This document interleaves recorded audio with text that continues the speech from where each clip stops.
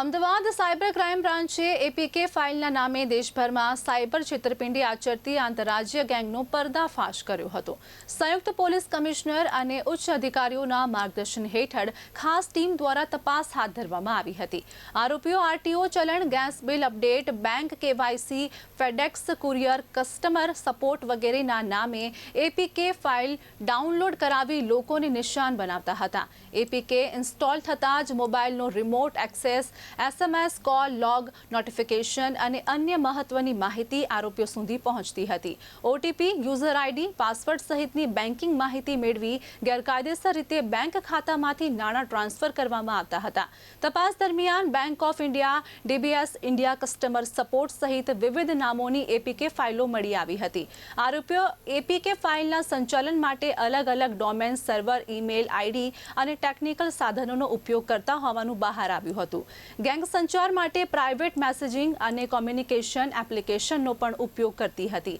હાલ સાયબર છેતરપિંડી અંગે ફરિયાદ માટે 1930 હેલ્પલાઇન અથવા સાયબર ક્રાઇમ પોર્ટલ પર સંપર્ક કરવાની અપીલ કરવામાં આવી છે। ગેસ સાબરમતી ગેસ લિમિટેડનું કનેક્શન તમારું રદ થઈ જશે જો તમે તાત્કાલિક આમાં પેમેન્ટ નહીં કરો એવો મેસેજ મળ્યો હતો। એના પછી એને એક એપીકે ફાઇલ ડાઉનલોડ કરી હતી અને ત્યારબાદ એના ખાતામાંથી 6,68,000 રૂપિયા નીકળી ગયા હતા। તો આ એપીકે ફ્રોડ જે છે એ નામનું એક ફરિયાદ એને દાખલ કરી હતી અને એમાં અમે આગળ તપાસ કરી હતી। તપાસ કર્યા પછી અમને ખૂબ સફળતા મળી છે, કારણ કે જે મુખ્ય આરોપી છે, જે એપીકે ડેવલપર છે, એને અમે પકડી પાડ્યા છે। એની સાથે સાથે અમે 2 અન્ય આરોપીઓને પણ પકડ્યા છે। જે આ ત્રણેય આરોપી ઝારખંડના જામતારા બેલ્ટથી છે, ગિરદી ત્યાંથી છે અને જે મુખ્ય આરોપી છે પૂર્ણાનંદ મુકેશ તિવારી, એને અમે ચાલુ ટ્રેનમાં બેંગોલથી પકડ્યા છે।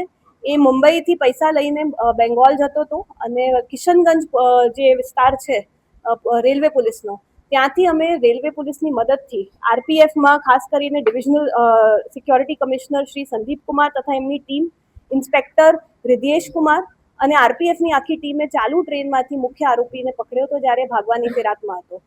એ સાથે સાથે 2 બીજા આરોપી વિકાસ દાસ અને સીતારામ મંડલ, એ બંનેની ધરપકડ કરી છે। તો કુલ આ આખું એપીકે ફ્રોડનું અમે